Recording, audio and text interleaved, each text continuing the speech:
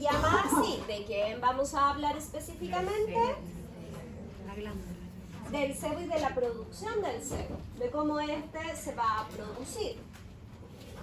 La glándula sebácea, chiquillas, para poder obtener el material lipídico que va a formarse, ¿no es cierto? Y que se va finalmente a transformar en lo que es el sebo, obtiene principalmente ese material de sus propias células.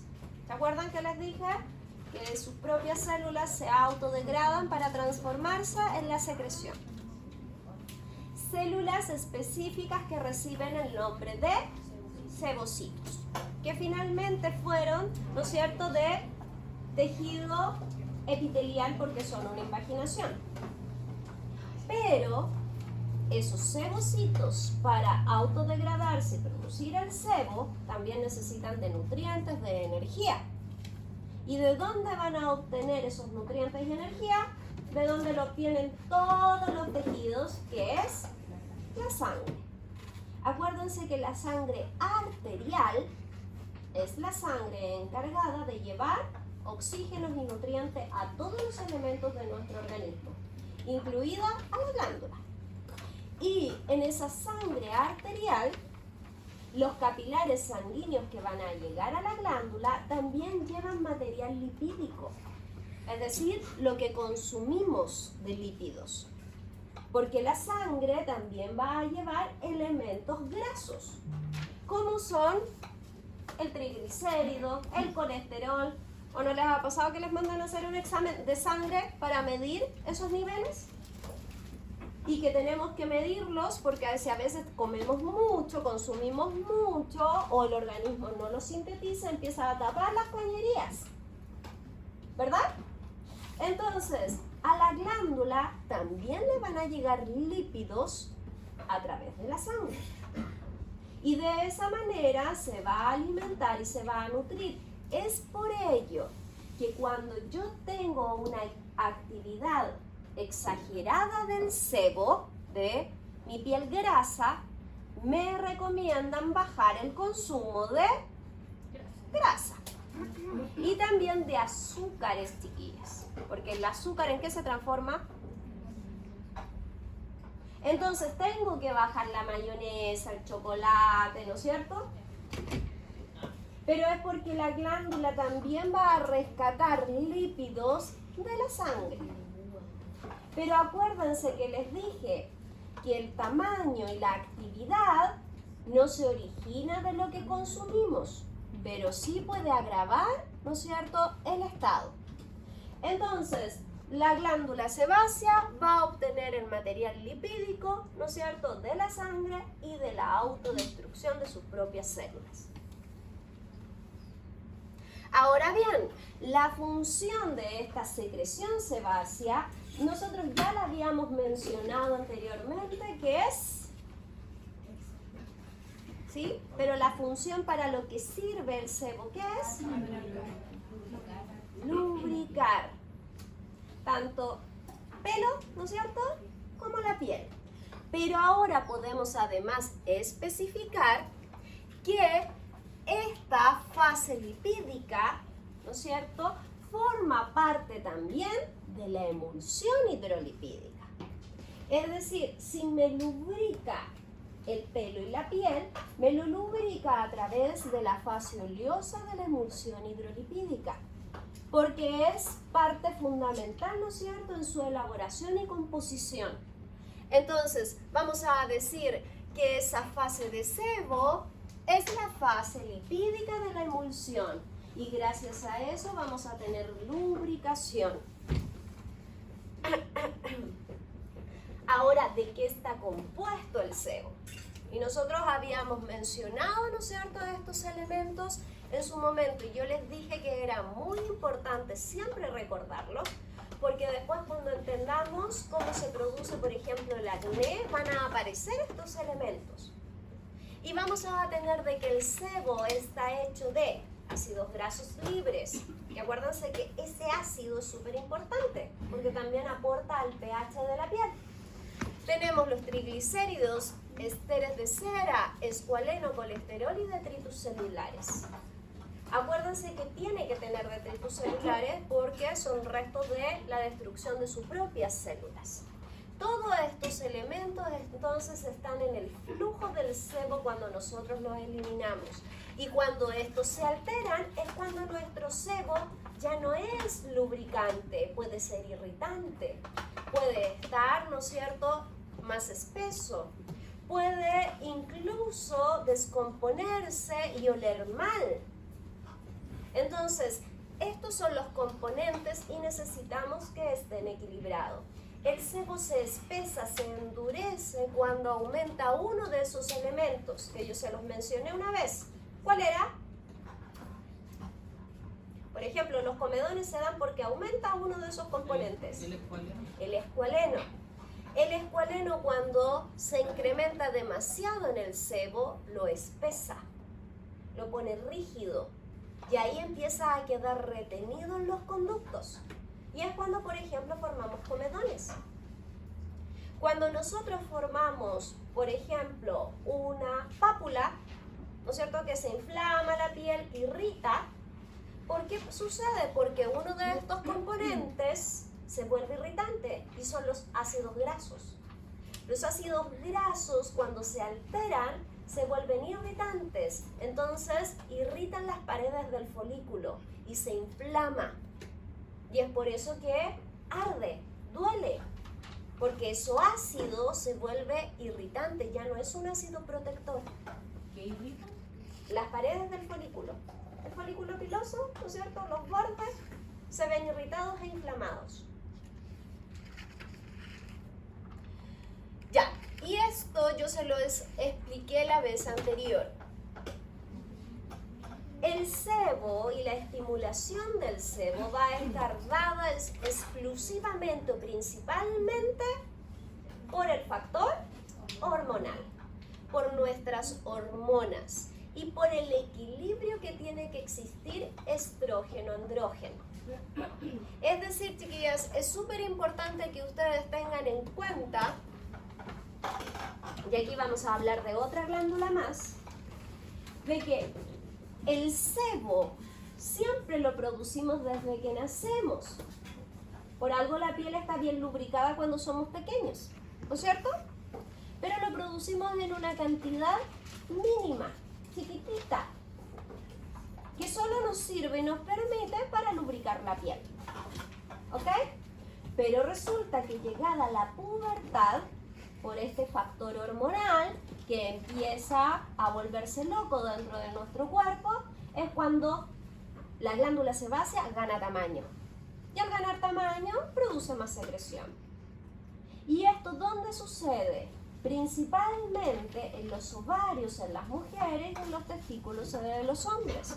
Porque ahí es donde se elaboran, ¿no es cierto?, los estrógenos y los andrógenos. Acuérdense que yo como mujer tengo ambas hormonas sexuales, tanto femeninas como masculinas. Así también los hombres tienen ambas hormonas, pero en proporciones diferentes. Y recuerden muy bien que la hormona femenina va a inhibir a la masculina y viceversa. La masculina inhibe a la femenina. ¿Saben lo que es inhibir?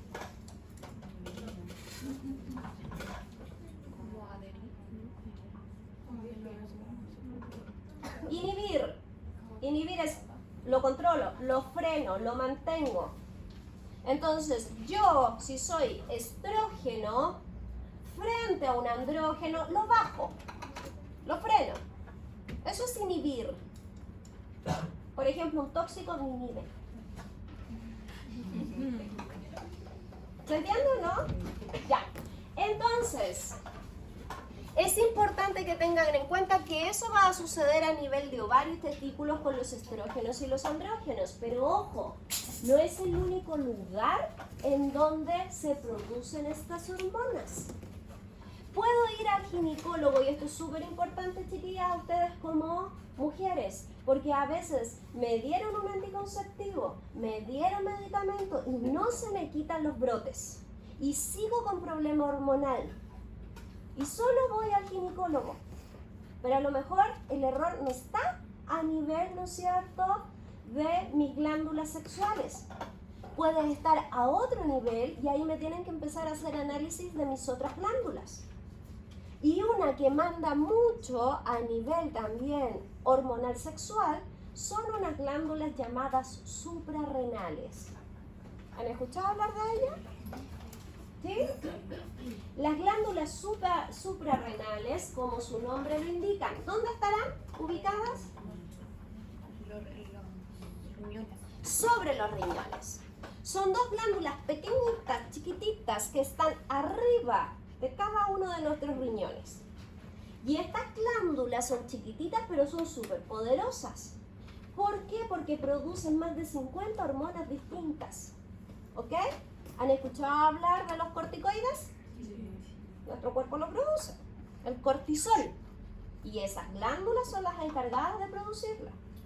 ¿Y han hablado o han escuchado hablar de la adrenalina? Hormona producida también por las suprarrenales. Entonces son unas glándulas pequeñitas, pero están encargadas de funciones vitales.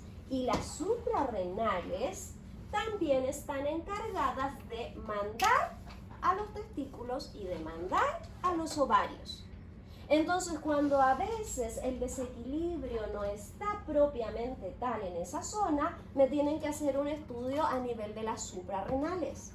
Porque a lo mejor el que está mandando la señal es el que está equivocado. ¿Ok? Entonces, nos podemos encontrar de que el error está a nivel glandular sexual o también a nivel de las suprarrenales.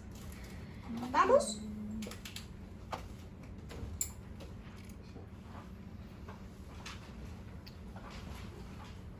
Ahora bien, la cantidad de sebo que yo vaya a secretar también está regularizada de acuerdo. Primero, sexualidad, me refiero hombre-mujer. Segundo, edad, porque no es lo mismo ser mujer a los 14-15 años que ser ya a los 40 años. La cantidad hormonal es muy diferente, ¿no es cierto? Entonces, tengo que ver sexualidad, tengo que ver edad. Y también en las mujeres, chiquillas, tenemos algo mensual que puede alterar también nuestra estimulación hormonal, que es el ciclo menstrual. ¿Ya? El ciclo menstrual, y ustedes tienen que entender que las mujeres cada 21 días entramos en un desequilibrio hormonal. Y es por eso que muchas mujeres durante ese periodo les aparecen brotes. Porque quiere decir que sus estrógenos están medio desordenados juntos con sus andrógenos y puede aparecer brotes. No, así eso no le pasa a los hombres. Por eso, chiquillas, nosotros somos tan hormonales. ¿Ok? Y de verdad que somos jodidas. Por ejemplo, en el ovario poliquístico, como que se explica que se produzcan andrógenos. Totalmente. Cuando tú tienes el síndrome de ovario poliquístico, todo depende, eso sí, del tipo de ovario poliquístico, 1 ovario, 2 ovarios, la cantidad, ¿ya? Lo que se te produce es un desajuste hormonal a nivel de los ovarios. Entonces tú empiezas a desequilibrar la cantidad de hormonas que produces de cada una. Y es por eso que te va a pasar que, por ejemplo, puedes no menstruar o tus menstruaciones son muy desordenadas, ¿verdad? Puede pasar de que te cueste quedar embarazada, ¿ya? O puede pasar que te empiezan a aparecer muchos brotes. O empieza a aparecer vellosidad más masculina. Porque existe un desajuste a nivel, ¿no es cierto?, de mi ciclo menstrual y de la liberación de mis hormonas. Por eso yo les dije la otra vez cuando estamos hablando de la ficha técnica y eso, si alguna clienta le dice que toma anticonceptivo, ustedes tienen que preguntar si es solo por cuidado, si también está relacionada a alguna enfermedad como es el ovario poliquístico, porque es la primera manera que me lo atacan, que son con la misma hormona, con estrógeno para poder ajustar, ¿ya? Flujo del sebo.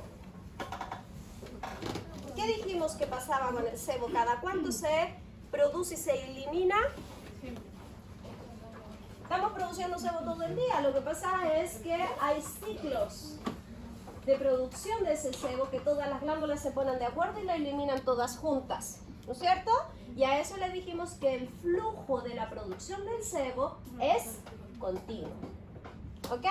Es decir, glándulas todas, así como compañero glándula, todas juntas trabajan. Ahora bien, ¿cuáles van a ser las alteraciones estéticas relacionadas al sebo? Ustedes en el segundo semestre van a tener una asignatura que se llama trastornos funcionales. Y ahí van a especificar y ver cómo es que se produce cada una de ellas.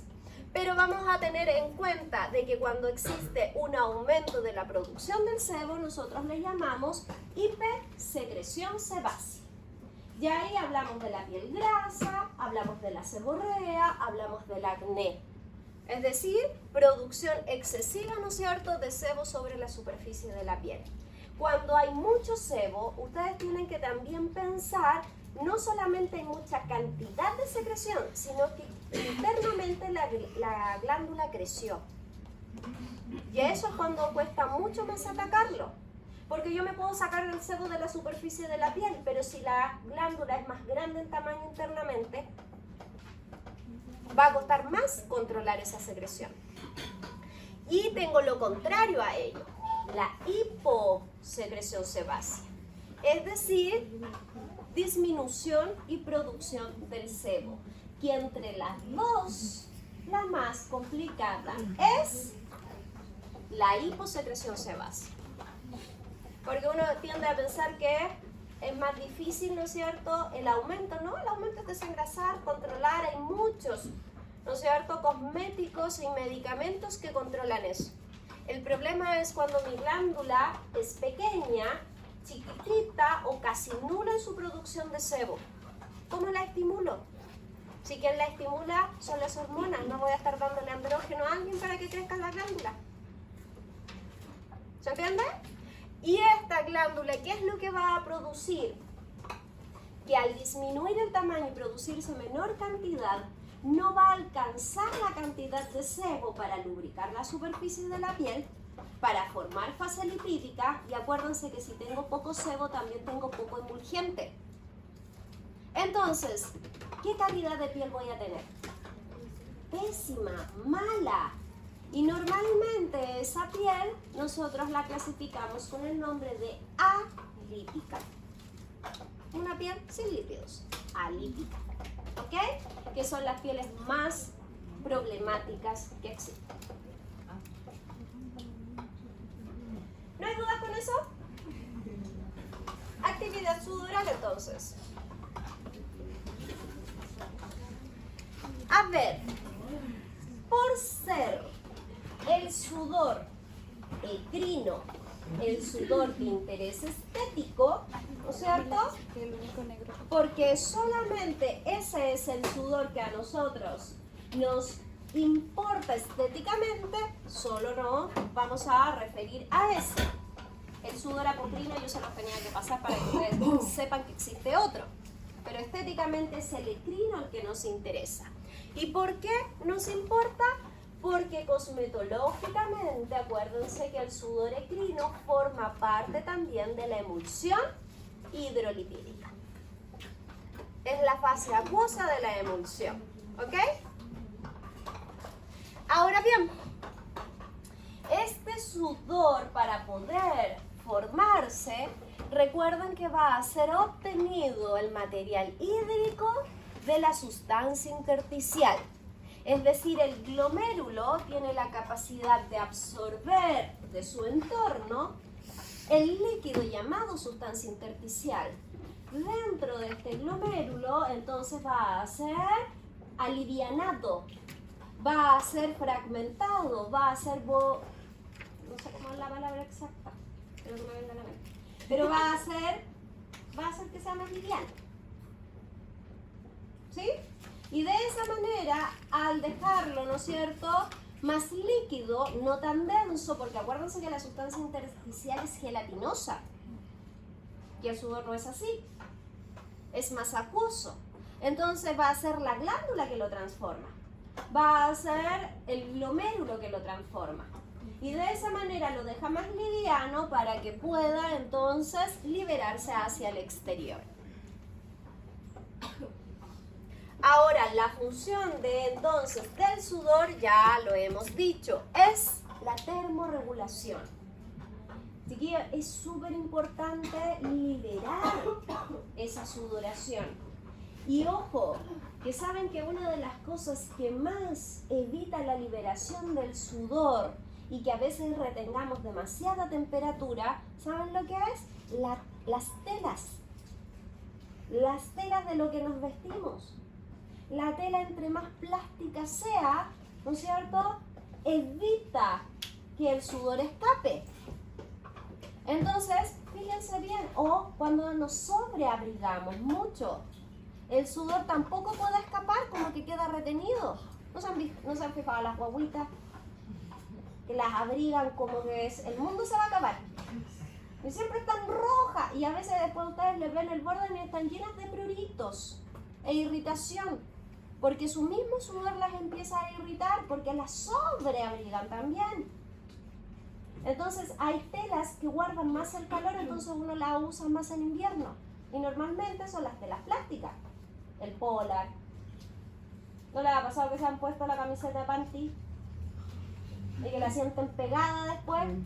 Porque es plástico puro, porque guarda calor. Pero eso no es bueno porque nos deja respirar, ¿no es cierto?, el sudor. Y siempre que nos han dicho que es lo mejor para usar, fibras de algodón.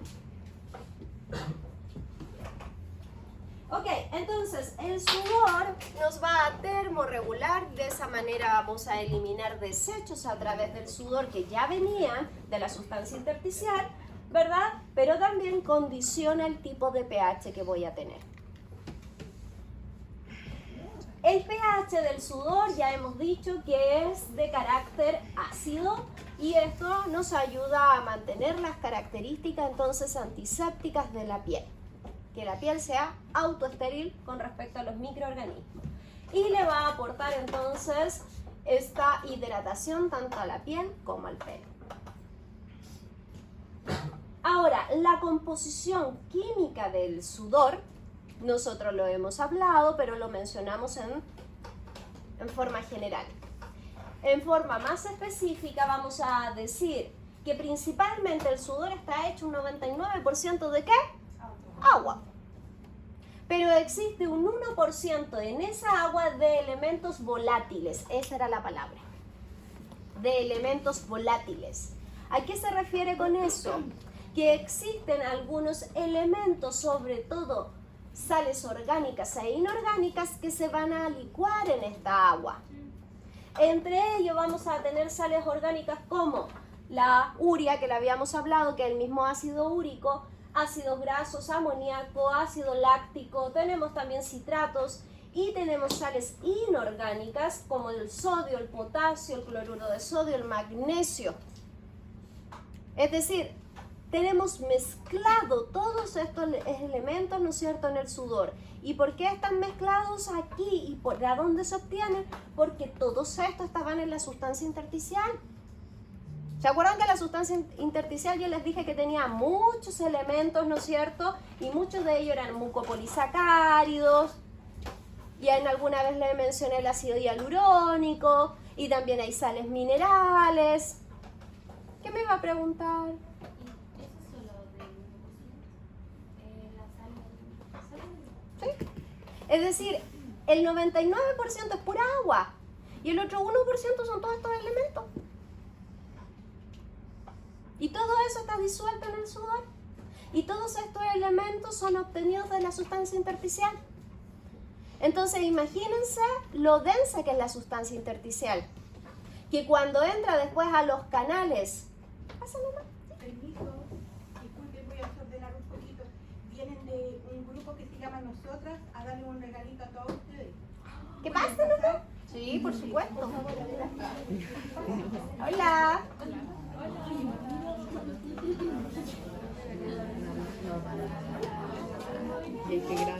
Usted estaba hablando del ciclo menstrual, mira.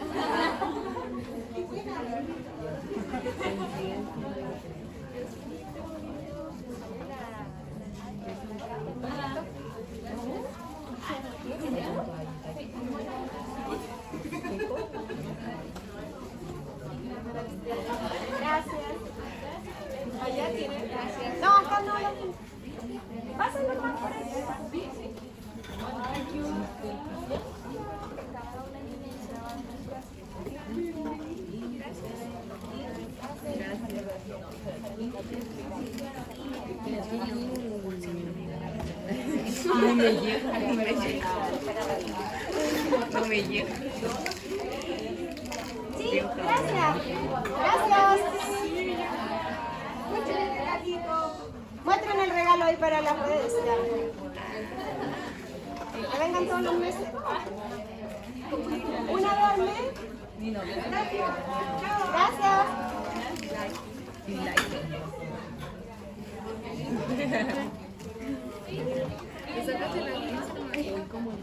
Horrible. Ya. Aquí les va re bien, pues si son casi pura mujer. Así las pegamos. Ya. Y me pica.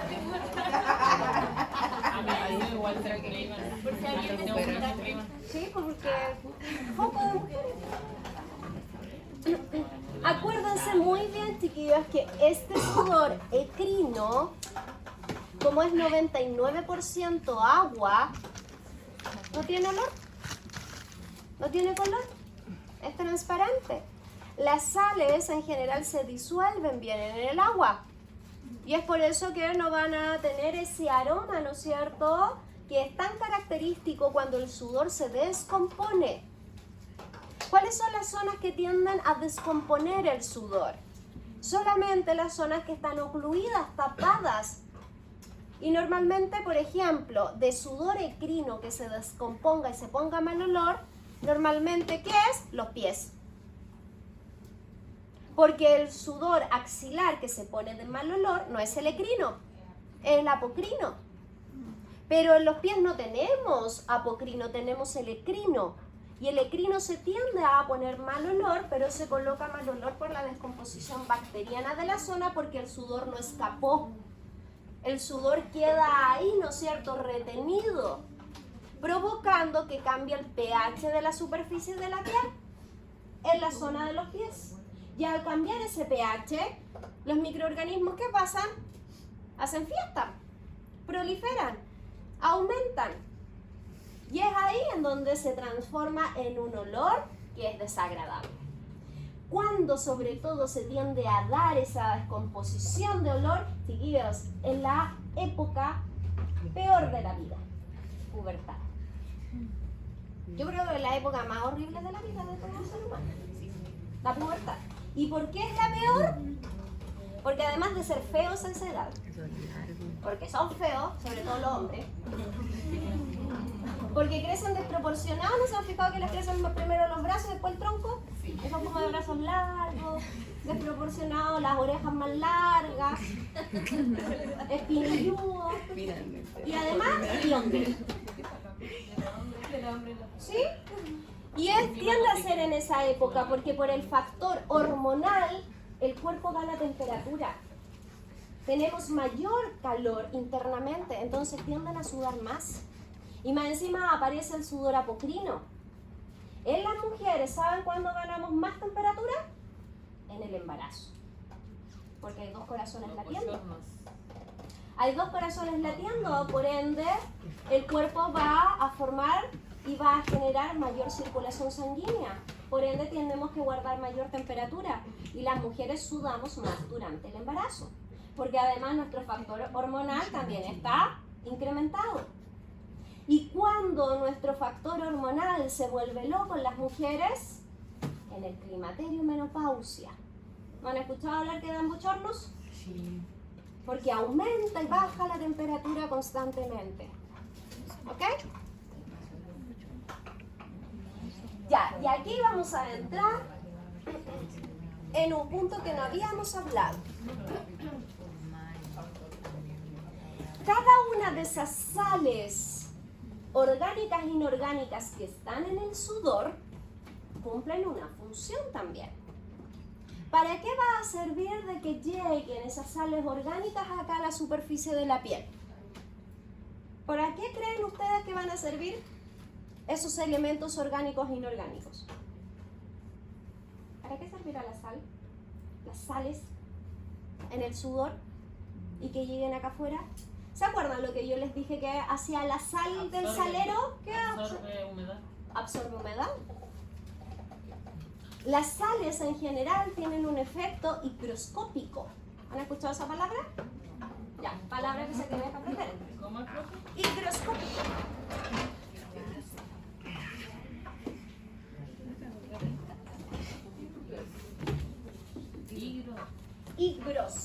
Higroscópico. Higroscópico. Ojo donde ponen la tilde porque va a sonar feo si la ponen en otro lado.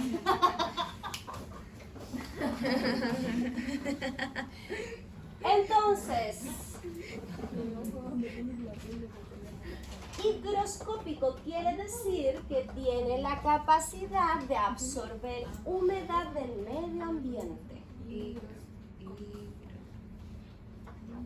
Higroscópico es absorber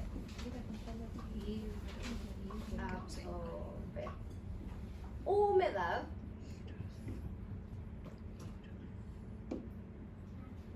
del medio ambiente. ¿Estamos bien, hermano? Sí.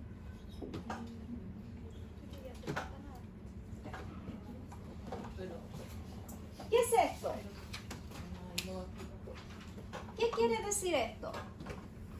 Todos los cosméticos, por ejemplo, protectores, las cremas de día, normalmente traen sales minerales. ¿Por qué? Porque de esa manera, si yo me aplico mi crema de día, me va a mantener humedad, la misma humedad del medio ambiente.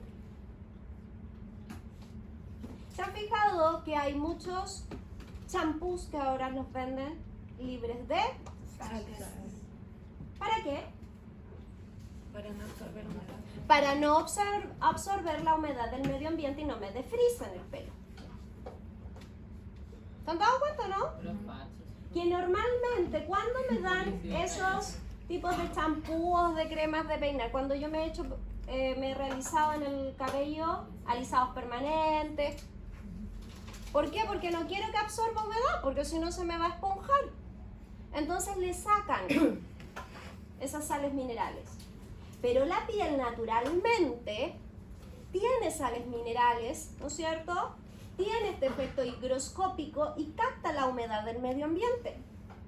Es por eso que si yo estoy en un lugar muy seco, la piel se reseca.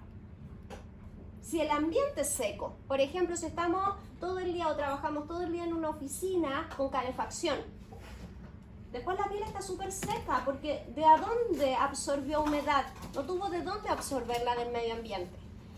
Y al revés, si estoy en un lugar muy húmedo, la piel se tiende a humedecer y a macerar. Por ejemplo, no sé si vamos al Caribe. Bueno, primero uno es feliz. Y segundo, de que la piel se macera. Porque hay tanta humedad en el medio ambiente de que la piel también está demasiado humedecida. Y eso es porque tiene todos estos elementos higroscópicos que vienen desde el sudor, que son estas sales. ¿Ok? Ahora doy toda esta explicación para explicar que esas sales se le conoce con el nombre y poder captar humedad como factor de humectación natural.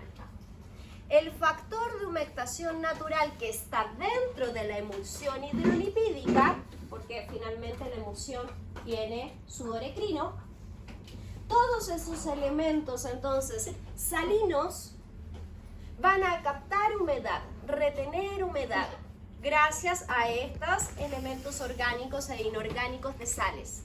Y eso se llama factor de humectación natural. Y ustedes se van a encontrar que hay muchos cosméticos que le agregan principios activos que se llaman factor de humectación natural. Quiere decir que son elementos con sales, para que retengan humedad.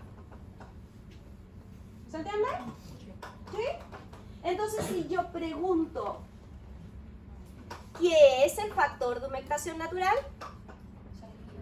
Sales minerales presentes en la emulsión hidrolipídica. ¿Y que viene de dónde? Del sudorecrino.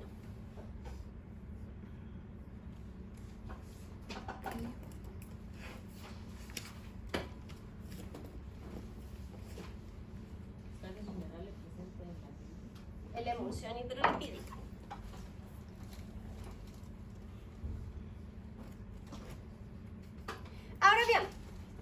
hemos hablado de que el sudor va a ser estimulado principalmente por dos factores. Uno de ellos va a ser el factor, ¿no es cierto?, de la temperatura. ¿Ok?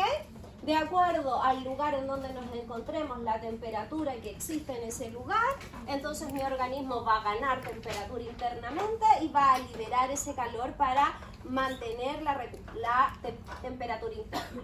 ¿Que internamente cuántos grados debo tener? Como máximo unos 37. Lo normal sería entre 35 y 37 grados aproximadamente. ¿No es cierto? Eso internamente está bien. Si empezamos a incrementar más de esa temperatura, entonces el cuerpo se ve en un estrés interno y tiene que liberar ese calor. Por eso siempre que tenemos fiebre, empezamos a sudar. ¿No es cierto? Porque empezamos a liberar esa temperatura. Y la fiebre siempre representa que hay un estado infeccioso interno. Es decir, es como una manera de alerta de nuestro cuerpo. ¿Y da frío por la temperatura corporal que uno tiene? Normalmente es porque estás desequilibrado. Tú puedes tener mucha fiebre, pero te sientes helado. Con frío. ¿Ya? ¿Por qué? Porque normalmente el calor se te centra en algunas zonas de tu cuerpo y en otras se enfría. Entonces, estás desajustado. Estás no sé cómo decir. Pero no estás equilibrado. Ahora bien, también ese sudor se puede producir por el otro factor. ¿Cuál es? El emocional, el nervioso, ¿no es cierto? Acuérdense que las glándulas sudoríparas están estimuladas por el sistema nervioso. Entonces, de acuerdo a cómo sea mi sistema nervioso, lo exagerado que puede ser ese sudor. ¿Ya? Existe una enfermedad muy relacionada a eso, creo que se nos había mencionado la vez anterior, que es la hiperhidrosis. ¿Ya? La hiperhidrosis, que la sudoración excesiva, está muy de la mano, ¿no es cierto?, con las personas que tienen esta sobreestimulación en su sistema nervioso. Ahora bien, la ubicación de las glándulas sudoríparas y endocrinas están dadas en todo nuestro cuerpo, pero recuerden que hay zonas que tienen mucha mayor cantidad, ¿no es cierto?, de números de estas glándulas. A nivel del rostro va a ser la frente, y al nivel corporal, palma de las manos y planta de los pies. Acá hay un video, pero parece que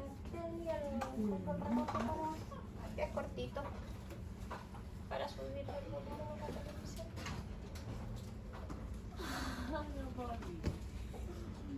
En general, sudamos para mantener nuestro cuerpo fresco. Es un proceso llamado termorregulación.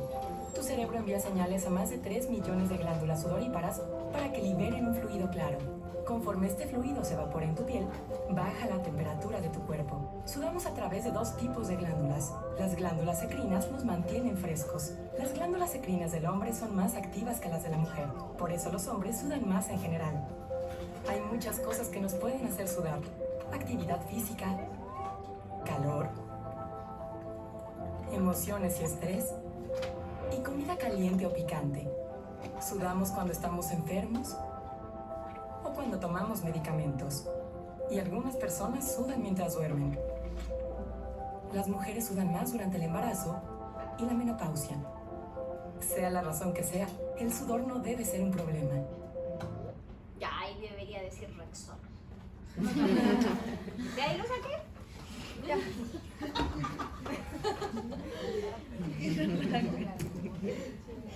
Ahora bien, las glándulas sudoríparas, acuérdense muy bien que no todas trabajan al mismo tiempo.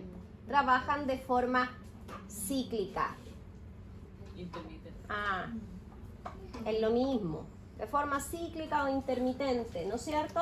Ahora, cada una de esas glándulas sudoríparas, su glomérulo, ¿saben qué tiene enredado entre medio de esto? Un montón de terminaciones nerviosas. Y es por eso, y tienen que estar relacionados porque no se acuerdan que habían unos corpúsculos que se activaban y que tenían que mandarle el mensaje. Entonces, cada glomérulo tiene un montón de terminaciones nerviosas que la rodean, y es por eso que también está tan relacionado el sistema nervioso, sudoración. Ahora bien, Cuando hablamos de que existe un incremento de la sudoración, le llamamos hipersudoración. Y ahí nos vamos a encontrar con estas pieles que están sudadas, humedecidas normalmente y que tienden a producir más maceración en la superficie de la piel. En cambio, que es el que más nos interesa, es cuando existe disminución del sudor y le llamamos hiposudoración. ¿Por qué nos interesa tanto? Porque cosmetológicamente nosotros lo podemos tratar. Porque si hay disminución de la producción del sudor, la piel va a estar deshidratada. Y cosmetológicamente o estéticamente nosotros podemos tratar a través de los cosméticos incrementando la cantidad de agua. ¿Dudas? Control acumulativo la próxima semana entonces. Actividad queratínica, melánica, sudoral y sebácea. ¿Ok?